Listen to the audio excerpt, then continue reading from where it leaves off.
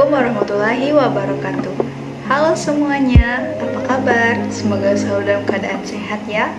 Jadi pada kesempatan kali ini kita akan melanjutkan materi kita, yaitu mengenai fungsi-fungsi manajemen.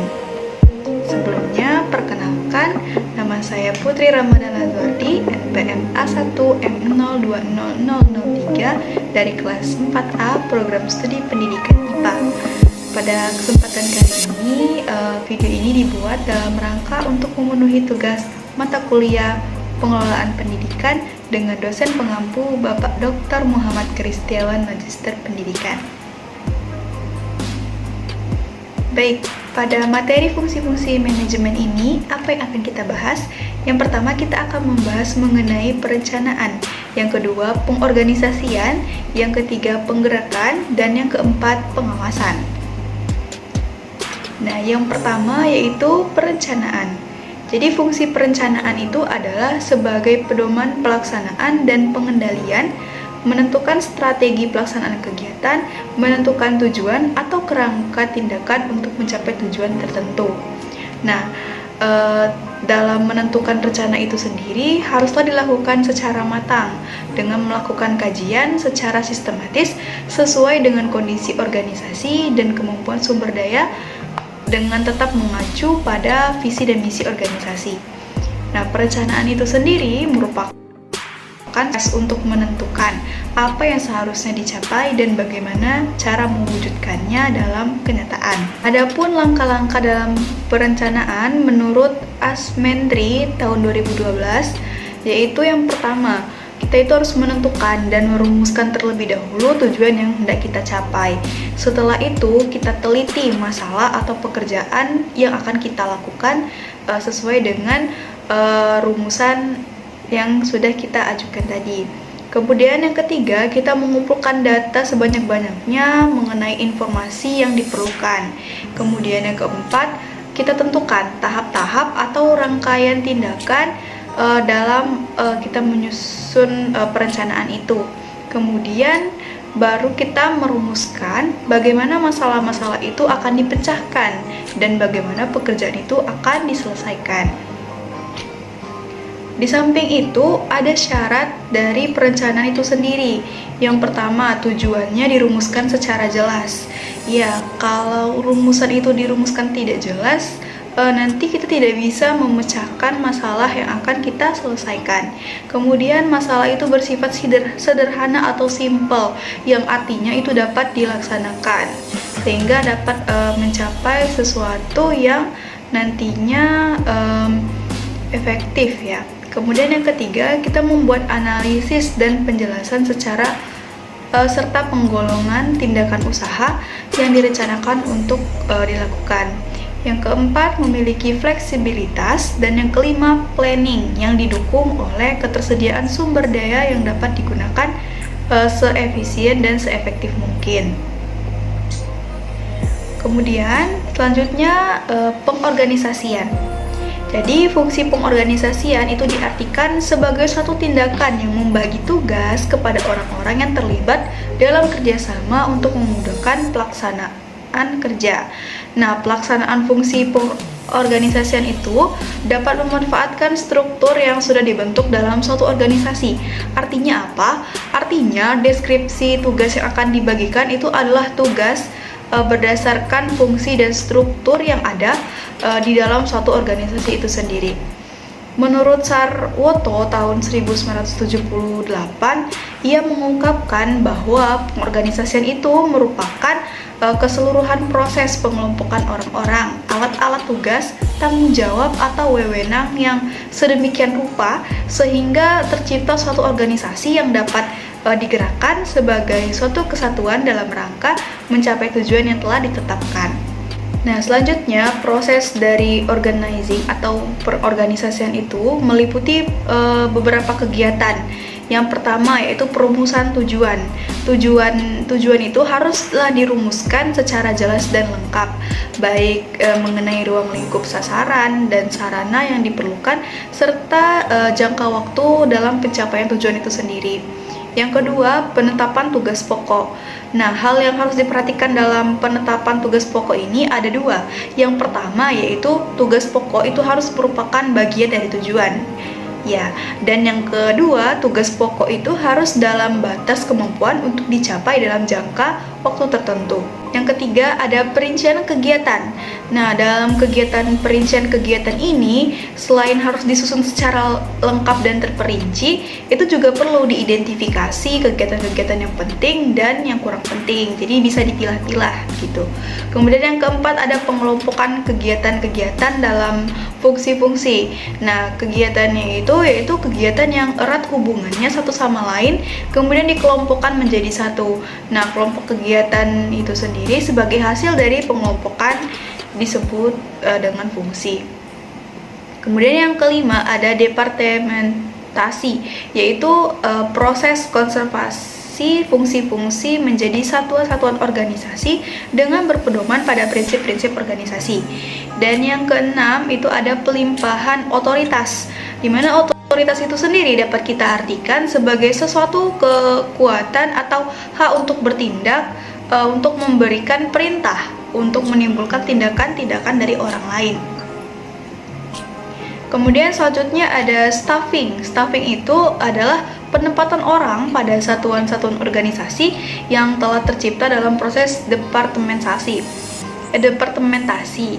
Nah, dan yang terakhir ada facility, yang itu adalah proses akhir dalam penyusunan organisasi. Nah, fasilitas yang ada itu harus diberikan yang dapat berupa material atau keuangan. Yang ketiga, kita akan membahas mengenai penggerakan. Nah, penggerakan atau actuating itu adalah suatu hubungan antara aspek-aspek individual yang ditimbulkan oleh adanya hubungan terhadap bawahan untuk dapat mengerti dan memahami pembagian pekerjaan yang efektif dan efisien. Nah, actuating itu sendiri dianggap sebagai intisari dari manajemen. Mengapa? Karena secara khusus actuating itu berhubungan langsung dengan orang-orang. Nah, Terry menyatakan bahwa sukses dalam manajemen itu dipengaruhi sebagian besar oleh beberapa hal, yaitu sebagai berikut. Yang pertama, mendapatkan orang-orang yang cakap. Yang kedua, mengatakan kepada mereka apa yang hendak dicapai dan bagaimana cara mengerjakan apa yang kita inginkan.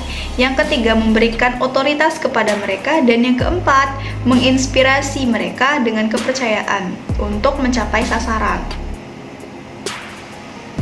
Nah, selanjutnya kita membahas mengenai pengawasan. Pengawasan itu sendiri adalah suatu proses penentuan apa yang ingin kita capai. Nah, berkaitan dengan standar apa yang sedang dihasilkan, penilaian pelaksanaan atau performansi, serta bila mana perlu diambil tindakan yang korektif. Ini memungkinkan pelaksanaan dapat berjalan sesuai dengan rencana, yaitu sesuai dengan standar yang kita harapkan. Nah, agar kegiatan dari pengawasan itu dapat berjalan secara efektif, kita dapat dilakukan melalui 3 tahapan kegiatan. Yang pertama yaitu adalah tahapan penetapan alat pengukur atau standar. Kemudian yang kedua ada tahapan mengadakan penilaian atau evaluate. Dan yang ketiga mengadakan tindakan perbaikan. Nah, untuk itu, mari kita perhatikan kegiatan pengawasan melalui bagian di bawah ini. Nah, jadi yang pertama itu tahapnya tadi telah disebutkan, yaitu menetapkan standar untuk mengukur suatu prestasi. Kemudian, mengukur prestasi kerja itu sendiri. Selanjutnya, kita lakukan apakah prestasi itu memenuhi standar. Nah, jika prestasi itu memenuhi standar, jika iya, maka itu tidak perlu dilakukan suatu tindakan korektif. Jadi tidak perlu dilakukan apa-apa. Namun jika suatu prestasi itu tidak memenuhi standar, maka perlu diambil tindakan korektif. Tiagian tahun 1986 berpendapat bahwa sasaran pengawasan itu adalah untuk menjamin hal-hal sebagai berikut. Yang pertama, kebijakan dan strategi yang telah ditetapkan itu terselenggara sesuai dengan jiwa dan semangat kebijaksanaan dan strategi yang dimaksud. Kemudian yang kedua, anggaran yang tersedia untuk menghidupi berbagai kegiatan organisasi itu benar-benar dipergunakan untuk melakukan kegiatan tersebut secara efektif dan efisien. Kemudian yang ketiga itu para anggota organisasi benar-benar berorientasi pada berlangsungnya hidup dan kemajuan organisasi, bukan untuk kepentingan individu. Kemudian yang keempat, ada penyediaan dan pemanfaatan sarana dan prasarana sehingga memperoleh hasil kerja yang memuaskan. Yang kelima, standar mutu hasil pekerjaan terpenuhi semaksimal mungkin. Dan yang keenam, itu prosedur kerja hendaklah ditaati oleh semua pihak. Dengan demikian, sasaran pengawasan itu dapat terlaksana dengan baik.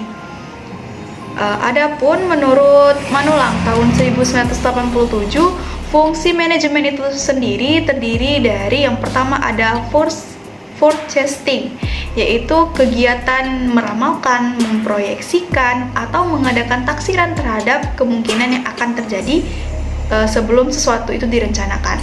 Yang kedua ada planning.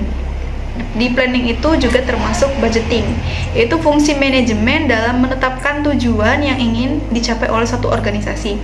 Yang ketiga ada organizing, yaitu merupakan mengelompokkan kegiatan yang ingin diperlukan. Jadi pengorganisasian.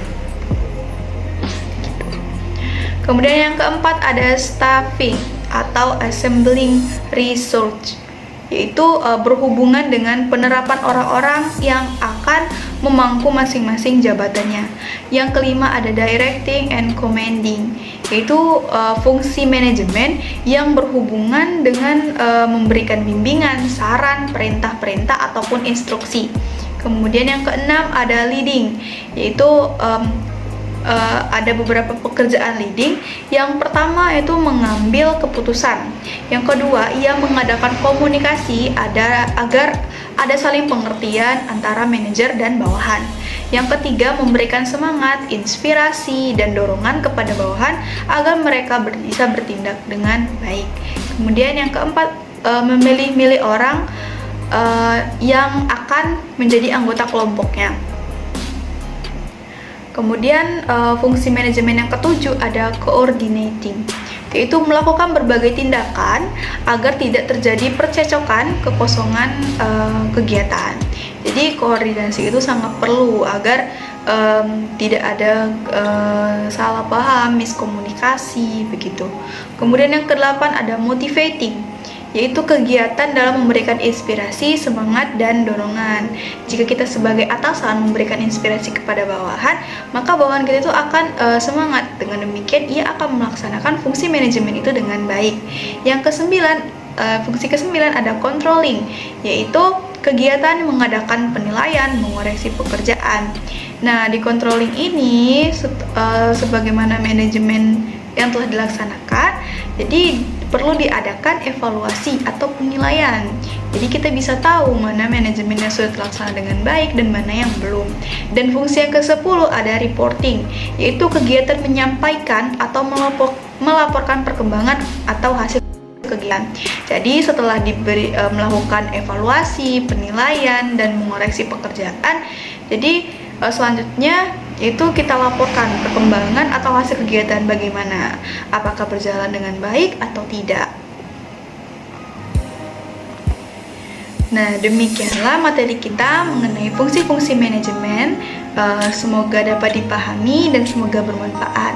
Ambil yang baiknya, buang yang buruknya. Apabila ada kesalahan kata, sikap, dan perbuatan, saya mohon maaf. Saya akhiri. Wassalamualaikum warahmatullahi wabarakatuh.